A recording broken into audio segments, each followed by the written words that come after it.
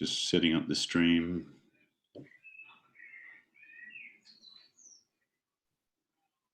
You still hear your birds? Yeah.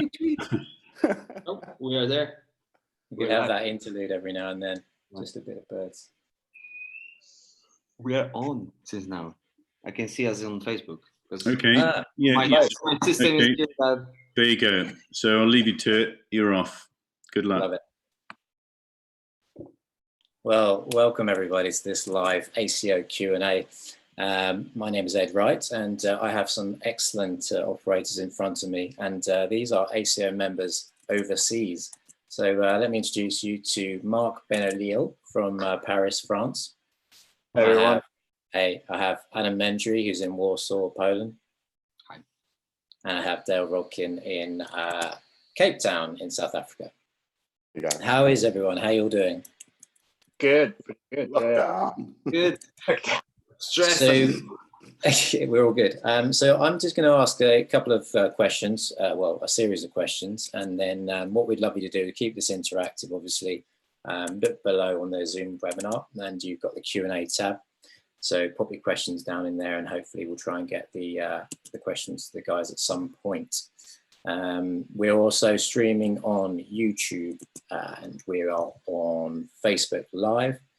And with our friends at Cook TV, we're also streaming on Optics TV, that is. So welcome to everyone who's joining us on that. Now, with that being said, let's get into the questions. Obviously, it's a very special set of panelists for us today. These guys are representing the ACO's interest abroad. So I wonder if I could just go around each of you guys briefly and sort of get a sense of where we're at, where you are at yourselves in your respective countries in terms of lockdown, really, and how things are playing out, and that controversial subject of when do restrictions get relaxed and when do we start thinking about work again. I was going to put that to you, Dale. Hey, yeah, well, we're in the middle of it at the moment. I think we'll be learning from other countries. I know Adam's got a few things that he could teach us, but we're in the middle of it. So there's a lot of things going on in the background with producers speaking to government and putting proposals forward.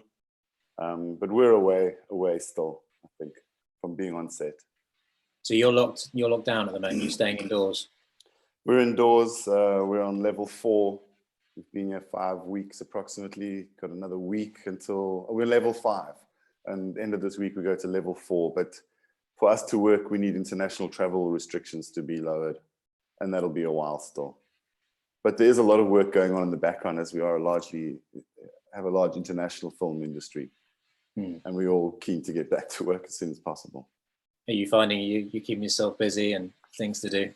Yeah, I've been doing some free web courses I've been doing, so Lightroom and Photoshop and things like that, and I think I've cleaned my equipment 100 times.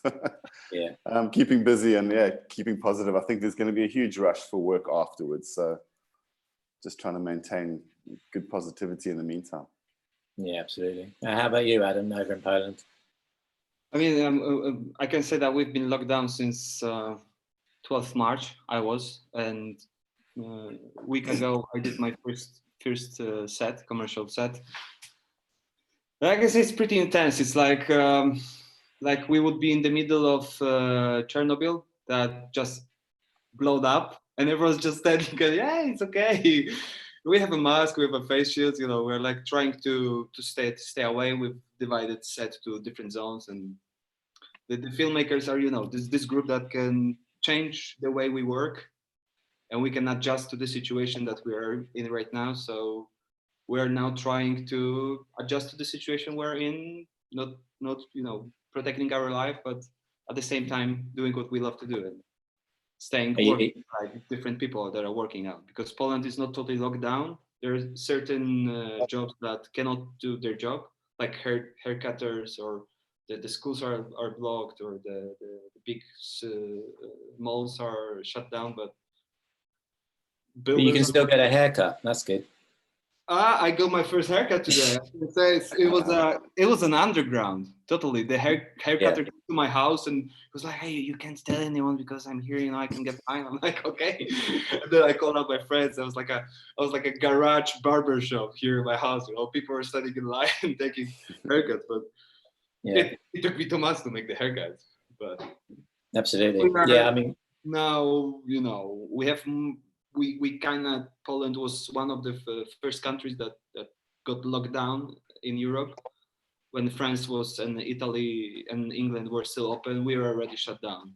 And that way, maybe somehow we could lower the curve of infections or, you know, overwhelming the healthcare. And now it looks like people are getting too much relaxed, I would say.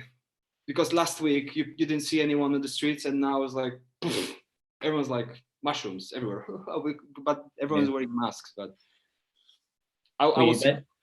you mentioned getting back to work, and we've got some pictures of that, and we'll come back to that at the end in terms of returning to work. But Marc, what's it like in Paris? I feel like a foreign correspondent here at the moment in terms of like the news guy. Here's our man in Paris. It is very slow, actually. Very like the other guy said. I mean, it's slow. It's still locked down, and we have 1 or 2 commercials going on, like very small crew working on in Paris, but that's it really. I mean, we were supposed to get out of the lockout on 11th of May, but the production are still crying into the insurance company to get the money and get back on work, please. So that's gonna take a while.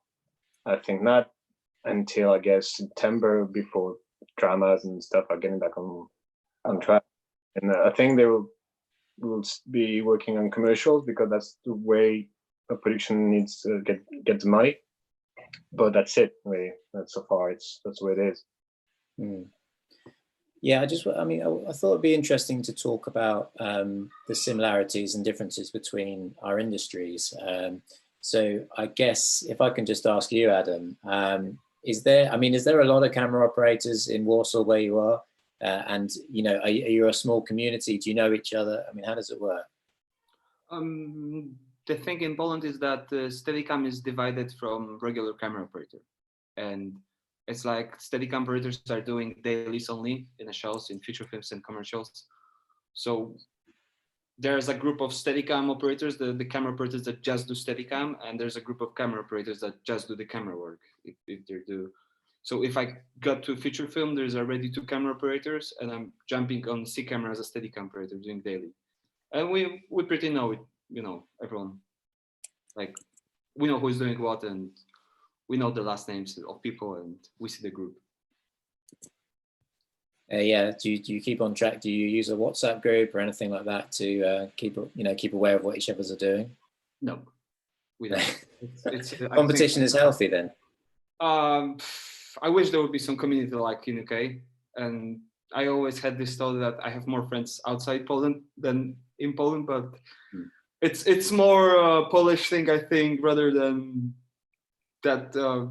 You know, everyone tries, I think, to be the alpha one, since it's a daily thing and they're choosing Steadicam for special day shoots. Everyone tries to be that special one, and here the conflicts comes in because I see that our cultural thing maybe is that we don't like when someone else is making successes, that is not successful, and everyone tries to pull you down. So if I have some problem, I first of all I call out to Berlin, to Benjamin Treplin, who helped out so many times.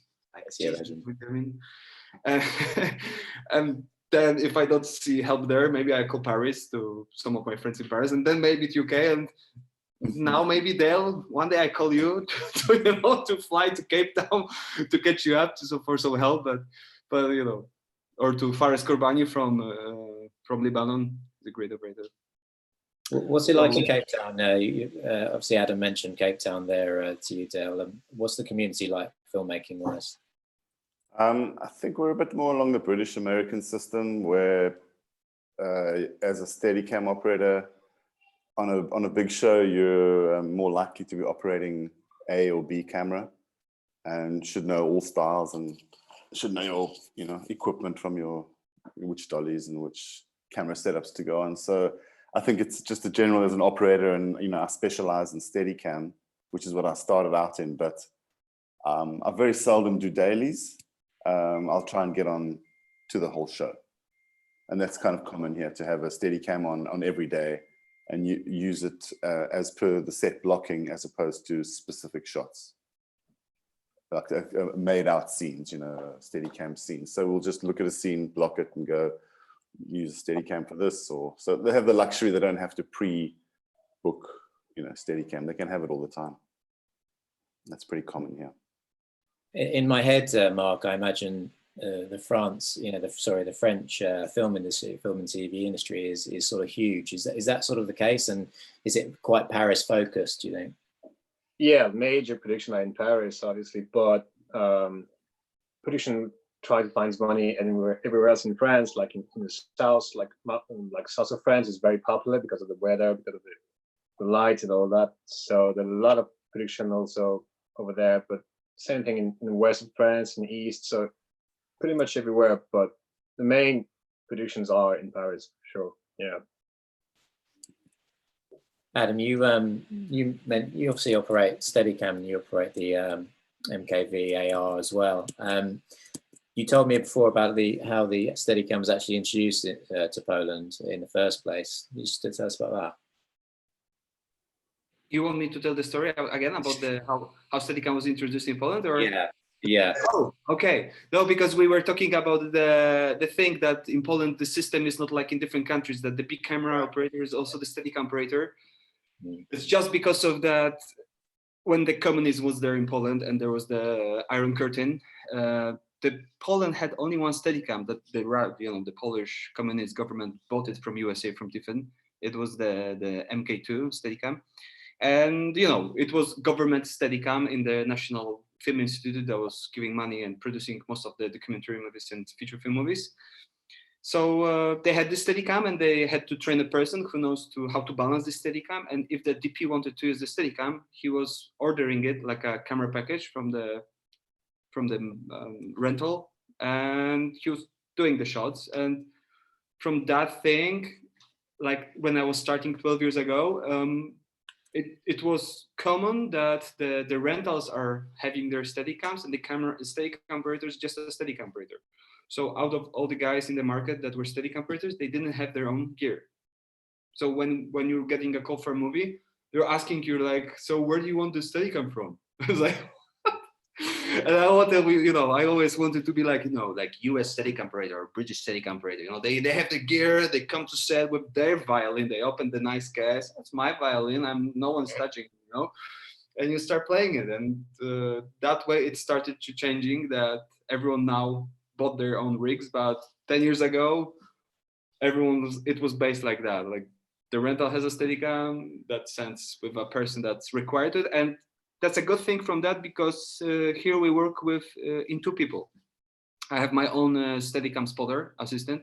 So when production books me, I arrive on set and he's my person to build the rig. So when we have this 1 hour from call time from crew call to shooting call, he's prepping all the technical stuff. And I have this 1 hour to chat with DP, to chat with director, like how's the shot, where we want the frame, what lens. We chat with the actors, we read the screenplay. That's a low mode, yeah, and that's a high mode. And we have this time, to discuss. And then this guy, my assistant Marcin, who's preparing everything, and then we're like, okay, let's shoot, and everything is ready. And I'm not wasting my energy to carry the stuff around set, because he's doing this for me. Like I'm just prepping it for the shoot and take it up to him. So this way I see that I can work more, because I'm, ready. Free.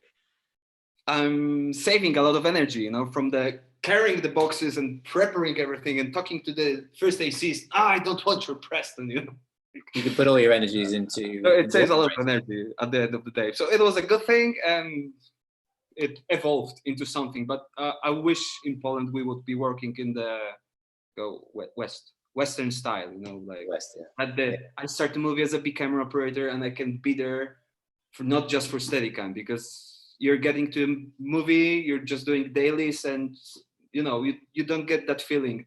The entire film, you don't get the crew, you don't get this love, you know, the film spirit that it's out of you, because you're just, one day you're doing feature film, second day you're doing commercial, switching crews, and suddenly, you know. It's really interesting, I think, the way the sort of subtle differences and how they've come to be from sort of the, you know, from history. At the same time, you know, we get to Steadicam all the time. Like if I come on set, it's straight 12 hours. I'm not even thinking about that there might be some sticks or handheld. It's just Steadicam is Steadicam. So I know I'll start day and I'll finish the day. And same with the air, and then at the end of the year, it came out that we're like doing, you know, 200 days shooting just Steadicam, and they give you a handheld, and you're like, what? What's that? What's that? How do I use it? You know, where's my Steadicam? Dolly, man. When they make me do dolly when I do some movies outside Poland, I'm like, can I ask to do the shot from Steadicam, because I'm learned to do this in Poland. They you know, they want to do a dolly shots from Steadicam, so I prefer just I'm not fine with the dolly. I'll do it Steadicam style. So doing it In a safe zone. Wow. Yeah. So yeah, that's fascinating stuff. Really, the way it's different. Yeah, especially all the stuff about balancing. You know, having an assistant to balance all the rig up. This is crazy. It's a good person team. Yeah, absolutely. And yeah, and Marc, you've got the unique perspective in the sense that you used to live in the UK, right?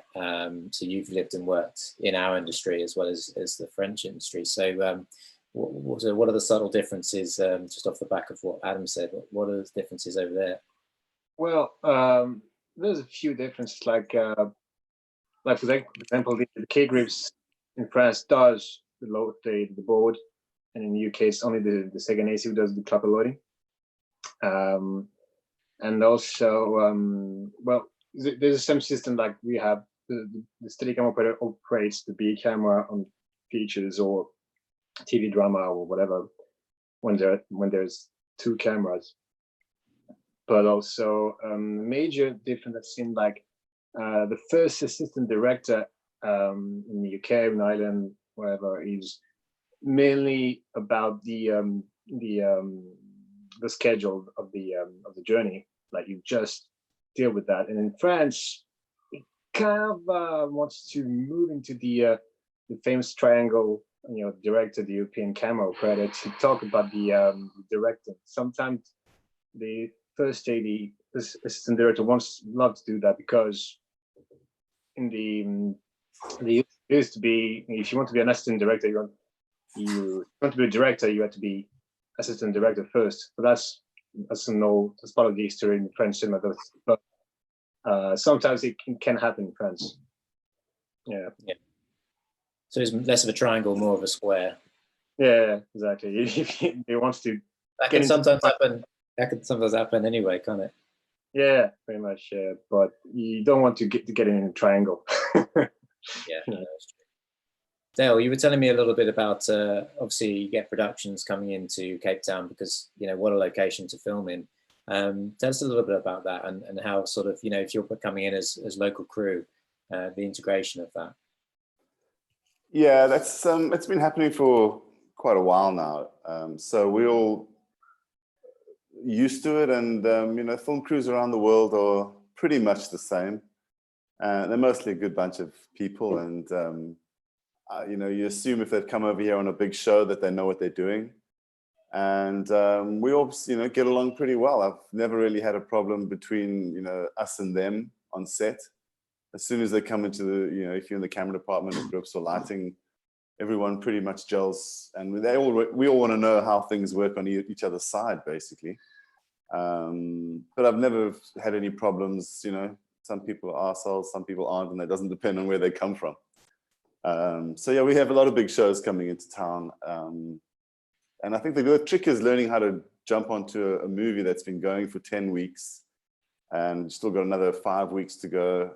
They're all into their swing, and you got to learn how to fit into that, and you know, while still expressing yourself and still you know, having a say. Because as an operator, you're on the front line, and you need to be speaking to actors and to directors and DPs, and you need help from all over. So we are a welcome foreign crew here.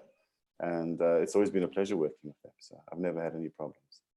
And you get to learn because, you have different styles, and that's what the fun part is, I guess. I'm guessing you do have situations where you've got, it's purely local crew and is purely a South African production, presumably. I don't get to do many South African productions, to be honest. Steadicam in its nature is expensive, and I'm normally on a bigger show that can afford to have a Steadicam on full time, I guess. That's the kind of work I like to do, and I like to stick into long form as much as I can. And it's all about collaboration, whether you're working with grips or lighting or art departments. So when someone new comes in and they're doing their job well and they're nice enough, then we all just work nicely together.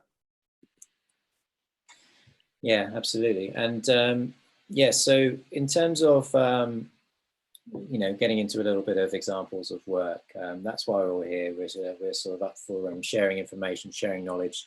It's all about the work.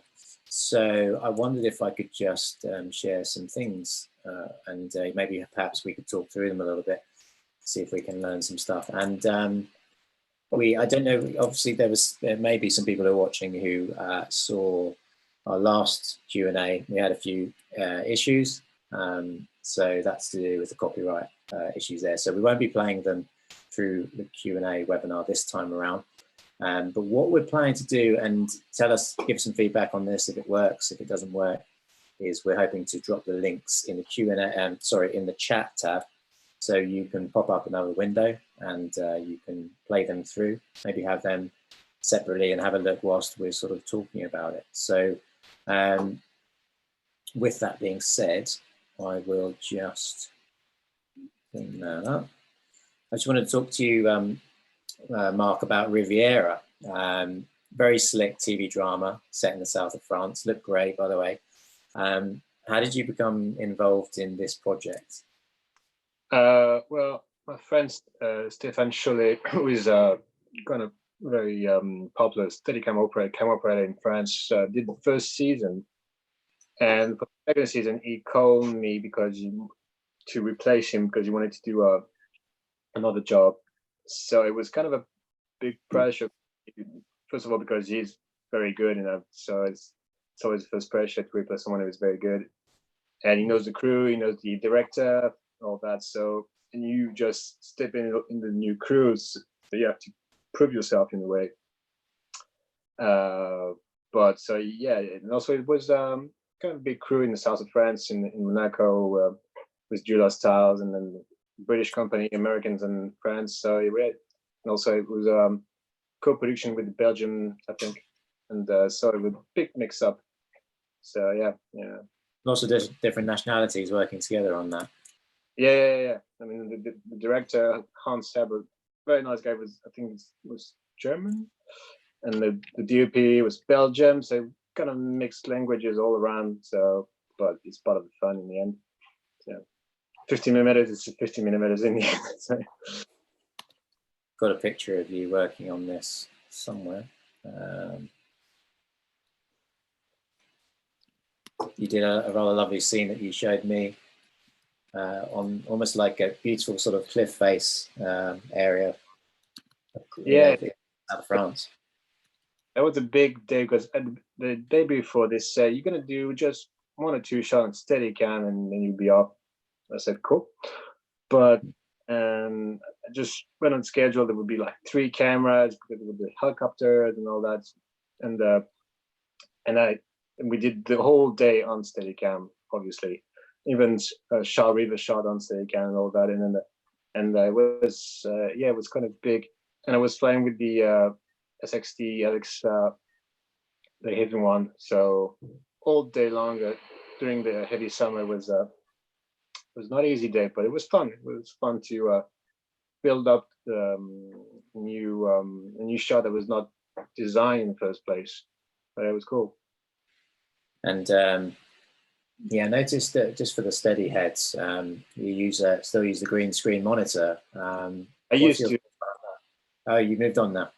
Yeah, I used to have the TV6, which, I mean, for me was the best screen ever when you are on full sunshine. But with the digital era, you have to be on page. And so I have an HD6 trans video monitor now. Yeah.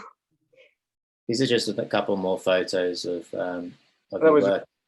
Susie, like ages ago, like maybe 10 years ago, one of my first jobs. That was in UK actually. That was in the Lake District. North Susie England. Lavelle, BSc on the left there. Yeah. She was not big DOP as she is now, but it was. I've known her for a while now. Yeah, it was good fun. That was a short, and I was DOP on this one actually, and lots of handheld, a bit of the steady cam. There was a feature film done in Marseille called The Walk. That was B camera, and I think was one of the few jobs I did on film, 35 millimeters. It's such a pleasure to work on film. It's a bit different. That was on Falcao's commercial, still with the TB6. You do a little bit of in France. How does it work in terms of splitting between commercial and drama? You know, is there a split there? Do certain operators just do each or both? Well, it depends. It depends really. You can do both. Pretty much every operator does commercial, I guess, and so except if you're really in the drama era, but everybody does commercial. There's no restriction actually. This is quite an interesting shot here. Working on. Are you sat on? Is there a snow? It was just a car. Big car, and I was at the back, and we built up something to do a car mount, and it was in the high mountains. It was freezing cold, as you can see, but it was fun as well. We can work in all sorts of conditions, can't we? And there's a nice low loader shot, so a tracking vehicle. Electric car. It's very efficient when you're shooting. Like someone who's on riding on a bike or in towns, whatever. That's very efficient, yeah. No sounds, it's pretty soundless. That's pretty cool. I wanted to just switch over. Thanks for all that, Mark. It's really interesting stuff there. I just want to switch over to you, Dale. You worked on a feature film called Mowgli. Started off as called The Jungle Book. I think then they changed the name, right? The working title. Yeah. Which is the Andy Serkis directed piece. Is that correct? Yeah, Andy Serkis with Michael Saracen as DP. Very good. What I'll do is I'll post again. I'll just put a little link to the as a YouTube clip, which is the trailer. Just tell us how you became involved in this big production. Typical film industry story, really. I think I was working on a show called Grimsby, and I hooked up with the focus puller, and you know, we got on well. And then months later, I think they were coming to South Africa, and I think the first ACs got to speaking, and then Michael Saracen gave me a call, and all of a sudden, Jungle Book was coming to South Africa with Peter Taylor, who I'd always been a big fan of. He'd just done Gravity, I believe. So yeah, they all came down to South Africa, and we went to the East Coast and shot for a couple of weeks on all the exterior scenes on Jungle Book. It was amazing. One of my best shows for many reasons, mostly because of my relationship with the director and DOP. I guess it's always like that. They were just really open and responsive to my camera work and to my input, I guess, which is always nice. I relate a funny story though, which actually taught me a lot. I mean, I've been operating since 2002, 2004 Steadicam, but you can always learn something, you know. We were shooting, it was the first day of production, and we were doing makeup tests and hair tests and literally pulling the cameras out of the crates and getting them set up to see that everything arrived. And we got a call to say, can you just come to set quickly and shoot a makeup test? So we pulled one camera that had all its parts on, and we came down to set. And Peter wasn't there that day. He had hurt his leg, and so they asked me to jump on the camera. And of course I did. We were shooting a makeup test inside the cage where Rowan, who plays Mowgli, wakes up for the first time and realizes that he's not in the jungle anymore, and is confused by all these straight bars and straight lines. And we come onto set, we put the camera up. There's 12 or 15 makeup artists all around young Rowan, putting little grass in his hair and making sure he looks good. And it's just a general, makeup test. So we roll the camera, and my AC at the time, my first AC, Frank Garden, and I work often together, and we often roll B-roll just to see if something interesting happens. And so while he's standing there just on a flat shot, we come around to the side and he pulls focus to his ear, and the director sees this and he goes, pull focus to the hand, and suddenly his hand's on the bar. And then what happened was a 20-minute scene that Rowan just decided to carry on acting as if we were shooting the real scene. And he started to shake the bars and go a bit wild. And we did 3 lens changes without cutting the camera, and shot for 15 to 20 minutes on this, what started out as a makeup test and ended up being the scene in the movie that they ended up using. So, makeup tests, you never know what's going to happen. And I just wanted to say to any new operators out there, always do a shot. If you're starting and you're just on the guy's face, and then you want to, tilt and pan down to his hand, make it a shot. Just, someone's going to watch your footage at some point, and just always be aware that protect your rushes and make sure it looks good. And so from us just doing one shot down to his hands, the director picked up that something was going on, and Rowan started to act. And before we knew it, we had a scene that was not supposed to be shot. And so everyone was chuffed, and made it into the movie that day. It's amazing that the magic can come from anywhere, can't it? And I suppose you just got to use your instincts, haven't you? Well, if everyone's paying attention, yeah. And, it was because Andy saw what was going on. And I don't even think I'd met him yet. He was just standing on the right of me. We'd maybe nodded to each other. And, by the end of that 20 minutes with just visuals and sign language, we actually got to know each other pretty well. And as I said, we changed the lens 3 times, didn't cut the camera, just pulled the camera back. My AC popped another lens on, we carried on filming. So let's do it again, popped on another lens, carried on filming, and it turned out to be a really amazing and natural sequence, which is, Andy's a thespian type director. He wants it all to be as natural as possible and not too forced. He doesn't want to overblock it and, overshoot it. Obviously, Andy's a very talented performer as well as a director. Tell us a bit about that relationship you had with him, working with him. Well, he was always prepared. He came to set with his notes every day. He knew exactly what he wanted.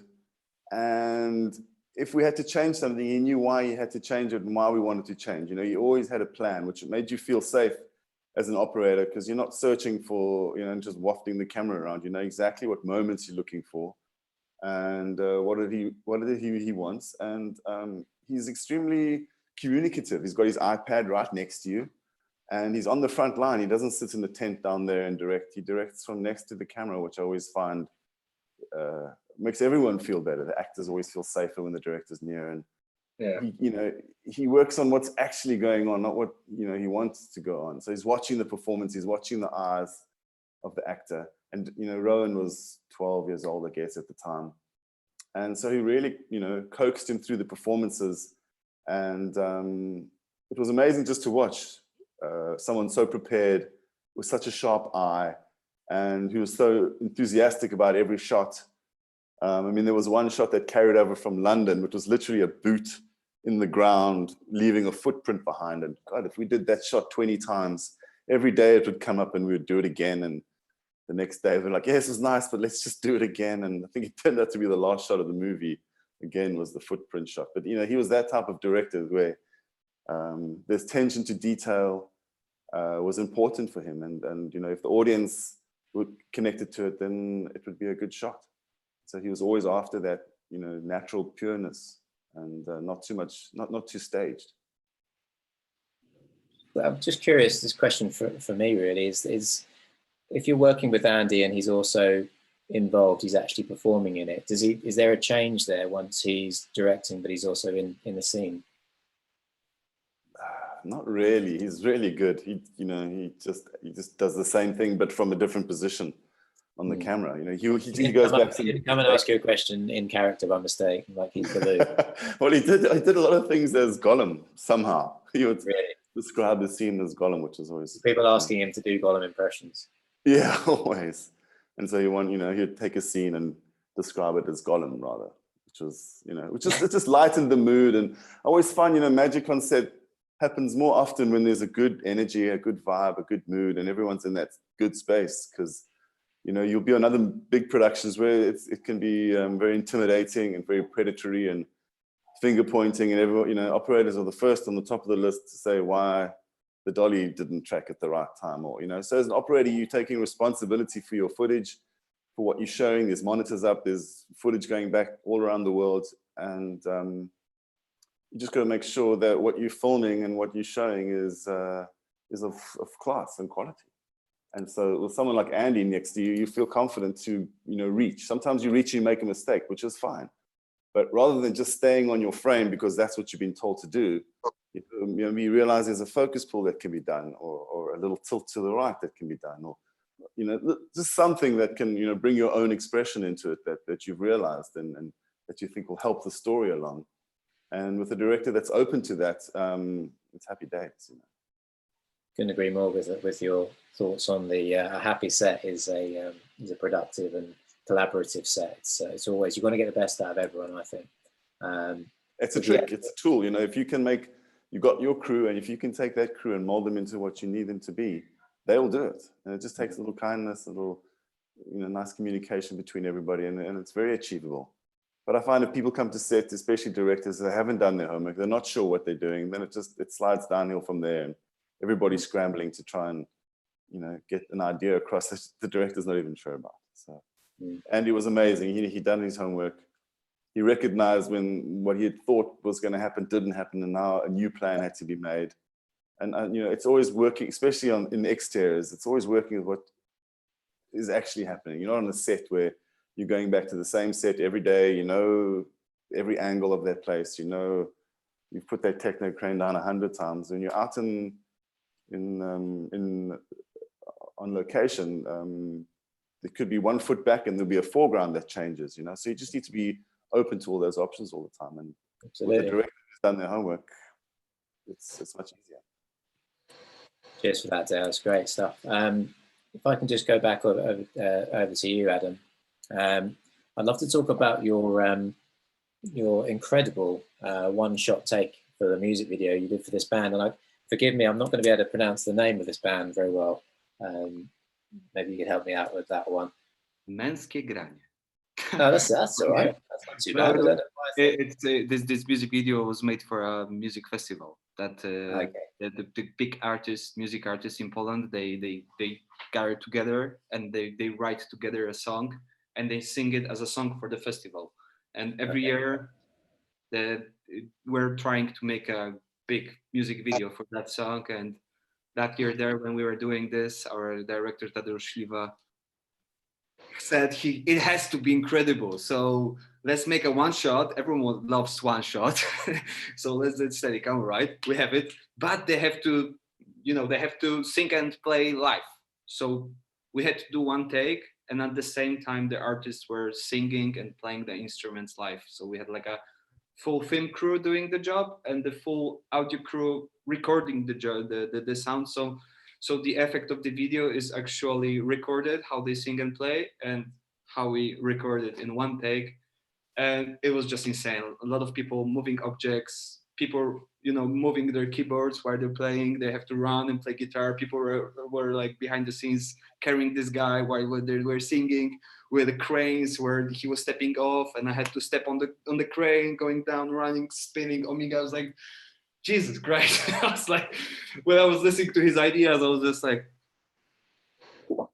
What? When? And we have 3 minutes? I was like, what? How do you even start with that, Adam? How do you go about sort of working through those moments in the actual sequence?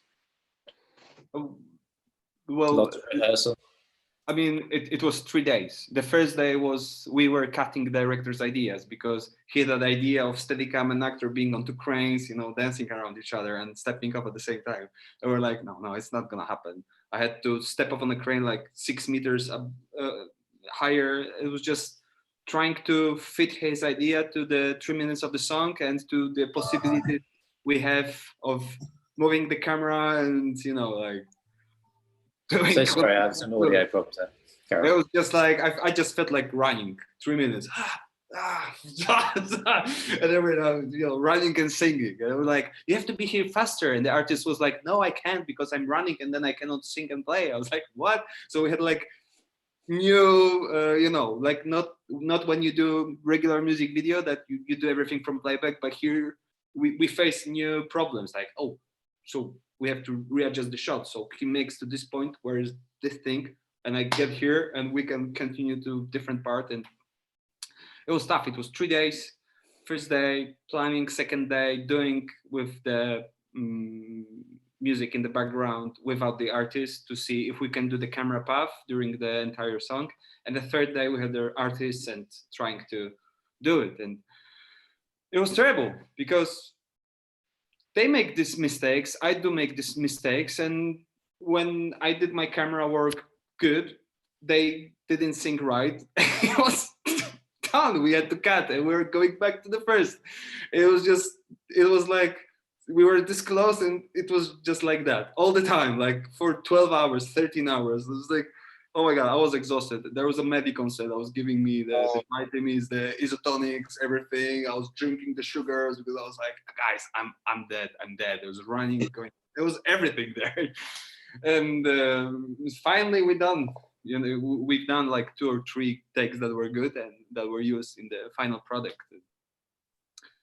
Fantastic. I wish we could play it out, to be honest. I did actually post in the chat the link, so hopefully you got a chance to see that. The first link is behind the scenes footage which you mentioned, Adam, which they filmed separately to the actual production. I sent to your WhatsApp right now the picture of me after the shoot. I don't know if you can show it now, but possibly not on this occasion, but I could probably work on that. We make a new webinar tomorrow. I need 3 hands working on that at the same time. But yeah, it's a fantastic piece of work, and you know how you managed to remember all those beats and you know, just the physicality of it. That was easy because they were singing Polish. But when I done in Bollywood song, like the 8-minute long shot in a Bollywood holy dance, to throwing colorful powders and singing Hindi, and I was just like, I don't understand anything. So I had just to, you know, listen to the actual beats. And when she did this, I was like, okay, so that's when we move here, and then she does this, and it's just like intense. That was easy, you know. Yeah. At least you can hear the music and feel the beats.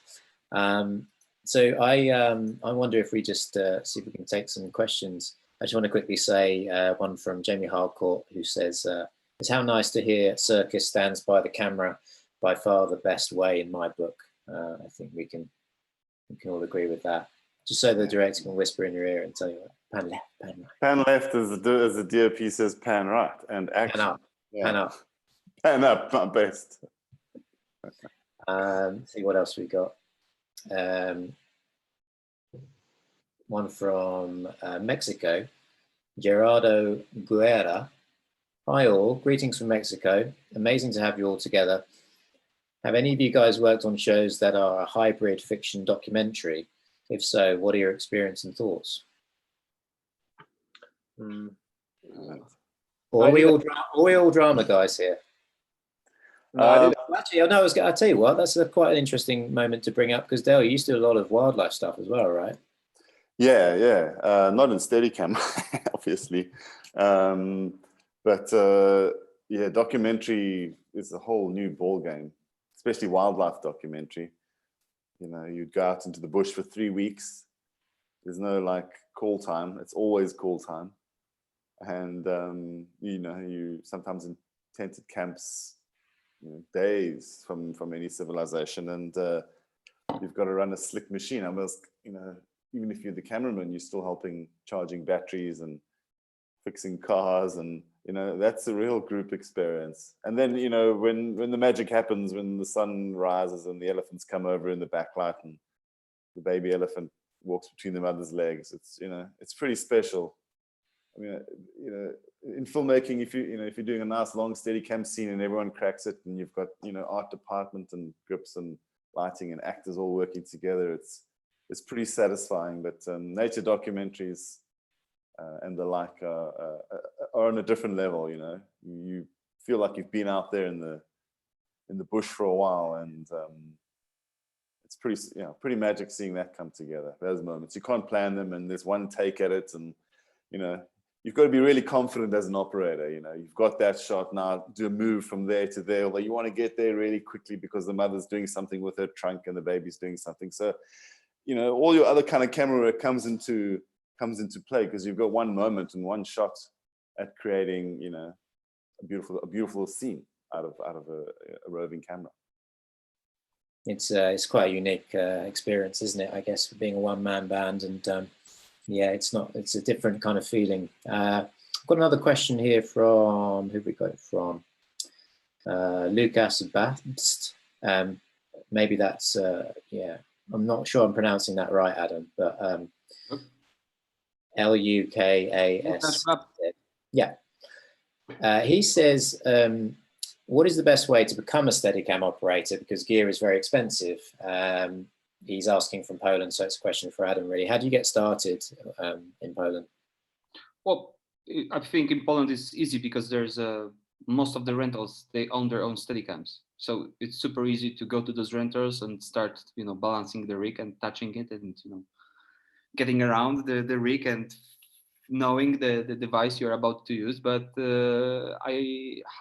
what is the best way to become a Steadicam operator? I think the best way is before becoming a Steadicam operator is to become a good camera operator and a good photographer, because that's what I'm always telling the people that ask me about Steadicam, is that first of all you have to take a good frame and then think about the gear and the stabilization and all the toys, because if you want to come on set and just grab a Steadicam and do Steadicam, then it's not a Steadicam, because Steadicam is about framing and being a good camera operator and being a good crew member and being a person with which actors are willing to cooperate with, and they're feeling nice next to you and they want to act next to you when you're running on them, sweating with this whole aluminium, it's like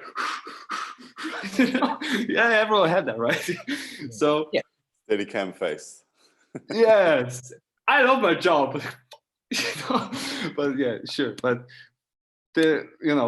first of all, photography, good framing, camera work, framing everything, and then jumping on Steadicam, because when you're good at camera operator, you'll become a good Steadicam when you learn the techniques of just using this equipment, because it's an instrument you have to learn. And 10,000 hours is my theory.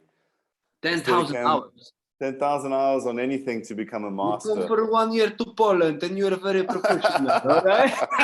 You sit with me, we talk, okay? I see you there. I'm joking. Okay. I literally used to watch movies holding my Steadicam, not operating, just holding it for an hour and a half, just to get my body and my back used to it. When I was training in my first year of Steadicam.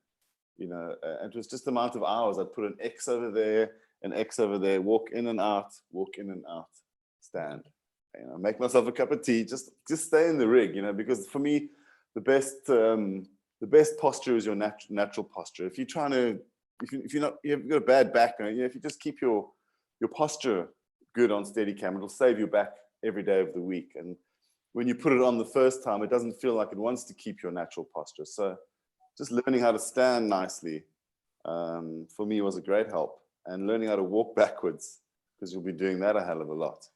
So, just walk into a crosshair and walk out. Walk into another and do a pan across, hit your mark, walk in, walk out. Pan across, hit your mark. Do the same with the tilt up and the tilt down. And just repeat, repeat, because your framing and your composition is also something that will grow over time. But once you arrive on set, you're expected to keep a level frame and at least be able to do what they ask of you. But there's no one that's a natural. You don't put a Steadicam on and go, Yeah. after a week go, I can operate this tool. Or was The it more for you me? practice, the Or- better you get, right? It's literally that, you know. Once you can start telling the Steadicam what to do, and it stops telling you what to do. Yeah. That's when you're in charge.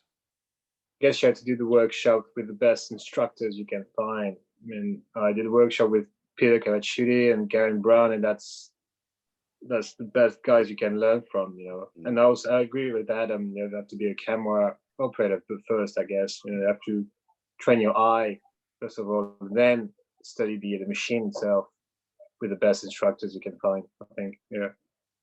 And make your wife talking to you while you practice, so you get to the stress on set, like, someone's shut up! Like, where's the voice coming from? Ah! You know, like, Adam. I'm trying to get the balance. You know, it's really insane. Oh, funny. Oh, that's good. So I just wanted to bring up, Mark, another piece of work you mentioned. It was a, let's get my thing up here. You worked on a commercial, the Hit Parade commercial. I'm going to post that link in the chat. Tell us a bit about this Steadicam commercial that you worked on. Yeah, it was just one take, but I didn't know that at the beginning when the DOP called me a couple of weeks before. He said, "Yeah, you're gonna do 1 or 2 Steadicam shots. It's gonna be easy." Blah blah blah. Then on the set, there were 2 directors for that commercial, and they said we're gonna do one shot, one take for that commercial. And so, okay, cool. I didn't know that, but let's do it, you know.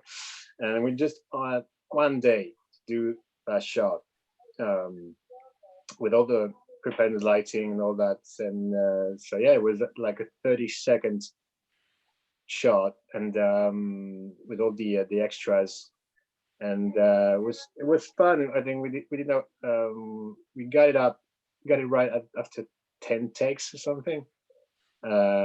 We did all in half a day, really, and but the difficulties was to figure out the right rhythm with the extras, as always, because it's all about Steadicam is all about rhythm for me. I think it's so that was the difficulty, I guess, you know, and finding the right lenses, especially when you have 2 directors. It's worse when the DP says, "Let's do on the 35." The director said, "Let's do on the 50." Then you have 2 directors says, "I want a 50. I want a 60." Yeah, so you get in the middle. that's tricky. Commercials, you don't just get the directors, you get the advertising guys as well, right? So Agency and client, yeah. You've got clients as well, so a lot of cooks, right? So you sort of in the middle of all that. Always, yeah. Standing there with the rig. Going, just make a decision. Okay. Dale, The coffee is not that happy that you wanted to make it happy, right? Oh, all right. We'll work on the phone, all right? Make it happy.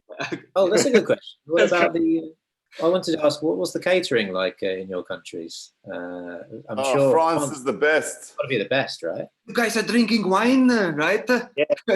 Actually, yeah, the gaffers and the care grips, they have to have their wines at the catering. It's on the rule. Unbelievable. They have. So if they don't, they can shut it down. I've shot in France before. Catering. I remember arriving at the catering table looking for like the normal, like long lineup where you go and dish yourself up some food. Yeah. But instead we sat down and these waiters appeared and put menus in front of us, and we chose some things off the menu. They whisked off to like a truck over there where there was some well-cast French chefs flambeing flames coming out of the back of the truck, and in front of you this beautiful like meal would appear. Mwah! Just like the perfect amount of everything, and you're like, really? That's amazing. That looks beautiful. That was a big shooting, isn't it, Dale? What's that? It must have been a big shooting, wasn't it? Yeah, it was enough, but it's still the I've never been treated like that before. The food was insane. Yeah. It was good. Wow. No wine though, because the South Africans weren't allowed wine, of course. No, fair enough. Understandable. Dale, I just want to pick up on something I picked up on your IMDb. This show, the Sky One show, Warrior. Yeah. Looked fantastic. I'll post a link to it now if I can find it. But yeah, just tell us a little bit about that production. It was a Bruce Lee. His sister Shannon Lee brought out. It's one of Bruce Lee's first writings about a Chinese man arriving in San Francisco in the late 1800s, and I guess a bit of a historical information of the Chinese mafia wars that formed Chinatown, the original Chinatown in San Francisco. So a lot of good kung fu, a lot of really good kung fu. I mean, you know, you could do 10, 15-minute second takes on a wide shot and everybody would hit their marks because the actors could all do proper kung fu and jiu-jitsu or whatever their art was. And then we would have three goes at the fight scenes. We'd first shoot one on the iPhone. We had our stunt coordinator shoot one on the iPhone. Then it would go through and be shot on an Alexa, and then that would be approved, shot and edited, and then would go on the real day with the real actors, and for the third time, shoot a pre-edited fight scene, which for me was amazing because you're not just standing there, you know, tilting and panning, looking for all these cool beats. You actually know it's this one punch that we're looking for, and then we'll cut to this profile and we'll shoot that beat. And you get a very, very slick production when you've got a great stunt coordinator directing second unit and putting together fight scenes with actors who can fight. It was a real pleasure. And we did a second season where, you know, it was just ramped up again. They put a lot more money and time and effort into the fight scenes, as it is mostly a kung fu show. And it was a real privilege to have that type of time because, you know, I can't think of any other show that I've worked on, even with big fight scenes, where every punch has got its camera angle, and every scene has got its every scene of the fight has got its camera angle. You're not just fishing around looking for beats and hoping to edit something in later. It's been pre-edited, and you know exactly how to make it look 100% slick. So all our fight scenes, you know, would be a drama unit, which I was on the main unit, and we would get all the way up to the fight scene, and then any of the drama within the fight we would shoot, but all the main action would then be handed over to our second unit, which did an amazing job. And I was lucky enough to go over and lend the Steadicam every now and again to some longer one-er scenes. But with everyone who knew how to fight kung fu and with pre-ordained shots, the fight sequences are amazing. And then the production came together really nicely with great music. They've got some really awesome French hip-hop somehow in the San Francisco period piece, in a kung fu period piece. So very, very exciting, very interesting show. Yeah. I've got a question from Veronica Anderson here. She asks, what do you do? It's quite an interesting point. I think we've covered a bit of it, but interesting point about when is a shot not a Steadicam shot, and how do you suggest that it's not? Obviously, someone's blocked it out and shown it, and then you're looking at that thinking it's not really a Steadicam shot. I mean, how do you go about explaining that or putting your case across? I guess that's to anyone really. Yeah, Steadicam always wants to jump in, if you ask me. I mean, I'm sure Adam and Marc are the same. You know, if they're asking what kind of shot it is, we're all like, it's me, I'm in there. The best tool for the day is really how I work. On Warrior, we had a Movi that was attached to a 200-ton crane with a large pick point that was on an isolated rig, so that you could jib up and down really easily, and then you would have a huge circumference that you could move around. So any of the really wide, fast tracking wide shots, I would hand over to a Movi because it was just a quicker, better, easier way to shoot 3 or 4 minutes of a fight scene in a wide. It's just the best tool for the day, and it's your experience versus, you know, how everyone else wants to play it. But there is a crossover every now and again. It can be done on a Steadicam, it can be done on a Movi, it could be done on a Techno crane. sometimes it just comes down to what piece of equipment is built, and Yeah. you've got half an hour left to shoot, and you're I'm like, gonna take it. What you have? 28? Okay, let's go. let's get it done, let's get it done. But it depends on I guess, depends on the director, if he's have a good knowledge in techniques and tools. I mean, if he knows what he's talking about, I mean, it's easy to really talk about the shot. If you do we really need a Steadicam? Do we really need to do that, the long takes on Steadicam? Should we do on handheld? Should we do let's bring the dolly, whatever. And I don't think I will never put a Steadicam on front and everything each time. I think there's a tool for every shot, for every scene, I think, from my perspective. So it really depends on the director, I guess, if and also of the time of the day. If you have to go quickly, then let's do a Steadicam, but on handheld, whatever. But most of the times we get two cameras. I mean, two body cameras. That one is built on Steadicam and second is on the handheld. So Yeah.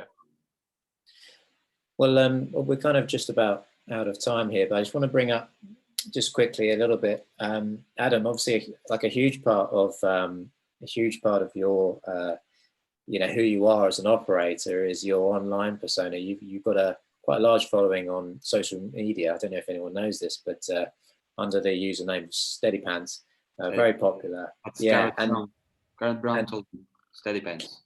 Steadypants, yeah. And I just wanted to ask you. I mean, having a huge following like that is good. I mean, how did that come about? This sort of popularity.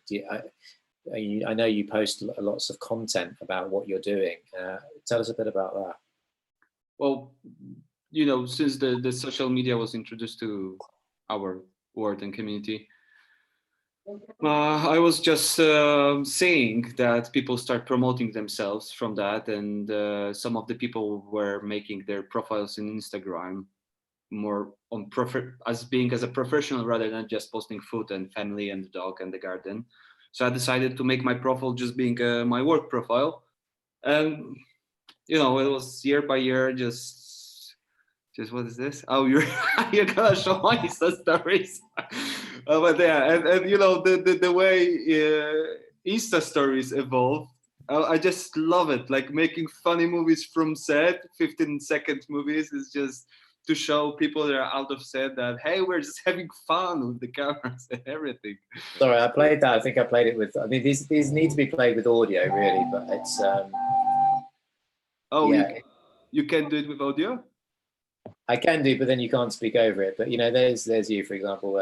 You see this fake snow, the happy camera operator, successful.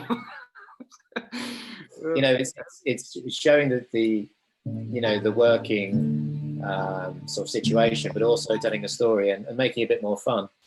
As you in the corner. Where's the dolly? This is the look you give to the DP. I hate you. Oh man, it just opens so much of sharing what we're doing to people that are out of film set, and I just love to show people our behind the scenes all the time. And this is the content that is coming from that. I see I get followed by people that would love to work in the film industry, and this is the way we can show them what we're doing and how much we are having fun from it. And then with this comes some kind of I got some jobs from Instagram, which is really amazing. Like I got a call from for example, Germany, and I asked DP like, hey, who recommended myself to you? And he's like, no, I just follow you on Instagram since 1 year. I'm like, what? Like yeah. It's connecting. Hashtag is connecting us to each other. It's just I'm looking for Steadicam, hashtag Steadicam. Oh, who's there? Oh, I like this guy's profile. Okay, it's sending you. I heard it from one DP that sending our Instagram, if we are just post stuff from work, as our resume is more for people rather than IMDb, because they can scroll down, see all the work you've done, the camera setups, see yourself in different situations, and that's the way I try to keep it like more like a website, because that's what people do. Just scroll down, pictures. Oh, that's good. Okay, he worked with that. What? Awesome. We take him. And it's just, So that might be a good suggestion, maybe for Forever. newer operators who want to get themselves out there. Have a very active online social media presence. I think everyone now, it's more than having a website. This is Instagram. This is our classic website and sending DVD with showreel. Because if you want to reach your clients with website, it's emails or business cards, and takes time. And now everyone's on Instagram. Everyone's wake up, scrolling down Instagram, and suddenly when some of the big profiles start sharing your content, it gets spread. Like I had one time, I shared a video of me doing Omega AR. It was just like crazy. It was posted by different companies. It was everywhere, and suddenly I had like 2 million views and got like 500 followers by one day. I was just like, stop it, But at the same time, positive. you get there to this machine. Yeah. And I had this funny situation there in South Africa. I came there first time on a camera prep, doing a commercial with Polish production team. And we go to the Panavision South Africa, and I'm preparing gear. And suddenly there's one guy in Panavision coming to me, is like, I know you from somewhere. I'm like, I'm here for first time. It's my first time in South Africa. It's like, no, but I know you. I saw you somewhere. I'm like, hey, maybe you follow SteadyPads. Like, oh shit, I follow you. I was like, amazing. There was Wasn't Dale? Wasn't so Dale? small. No. Okay. What? Maybe it was Dale. No, man. But yeah. So I mean, that's a really good point. I think it's well made. Social media is so huge now, especially with younger generation. But I've got a screen grab here that you sent me. It's it's quite an important sort of thing to look at. Is that this is you back to work? So you're already working really in Poland. Yes, I've prepared my my. So this could be the reality though of us going back. It's happening right now. Totally. Yeah. Like that's the way they want to. It's up to us How we're about to work. That everyone tries to stay safe. The sets are divided into zones with limited access. Like zone 0 is where you required FFP, a 3 mask with a face shield and the full body suit, and it's pretty intense because when you sit at this level, it's scary, and everyone is stressed on set. Everyone just want to do the job and go home and wash themselves, do the shower, and stay away from everything. And this is my actually Steadicam assistant I was mentioning at the beginning of the conversation. This is my man. Look how I want him. He want took one of those. care of the camera lens. Do you see? It's like, this is the man that takes care of everything. Like, bottle of water here is essential. But we found already that it's exhausting working with the face mask, Steadicam. I felt like I'm not getting enough oxygen. And I was just falling asleep all the time. The face shield is hitting your voice, so you hear yourself like you'll be standing next to the wall, like so loud, and you cannot hear anyone on set. Like even the walkies don't work. It's gloves, everything. You're sweating. It feels like constant raining scene. Like when you dress everything up for raining scene, it feels like that. We have a raining scene for 15 hours today. It's like, okay, the thing is that you cannot touch yourself because there might be virus everywhere. So you cannot touch the face shield, the mask, everything. So we resigned from lunch breaks, so we don't have to change everything. But it looks like the productions are different productions are dealing with it differently. So one production is requiring this all protection gear, and another production requires only self-distancing and face masks, for example, and hand sanitizing everywhere. So, but I think it's the problem that we don't have unions in Poland or any kind of protection for the filmmakers. So we are all self-employed with a company. So when we enter set now, we're signing a paper that we take our own risk on that. So if I get infected with COVID-19, that's my it's pretty fascinating the way it's going to go forward, isn't it? Ask for help or some insurance consequences on that. It's not this. Yeah, I mean, we could we could go on about that conversation and try to speculate about where things are going to go forward, but it's we're not sure really at the moment, are we? In reality, but there's a taste of it anyway from Adam's experiences. I think we better wrap it up there. So I just got one last point from Peter Robertson. He says, "Hey Ed, it's the Polish police. Can you tell Adam that haircut is illegal?" No way, please, Peter, not the haircut. The haircut Maybe police. 1 month. At least you've had a haircut, so it's quite difficult to get anyone to cut your hair in England. So yeah. Totally. Well, anyway, so thanks very much, guys. I really appreciate you talking to us today. It's fascinating. Thanks, Ed. Thanks for how getting it is. all. Great job.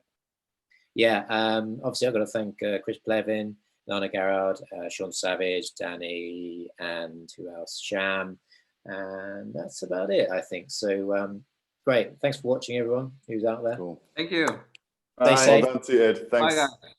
Take Good, care. everyone. See you again. See you soon. Bye.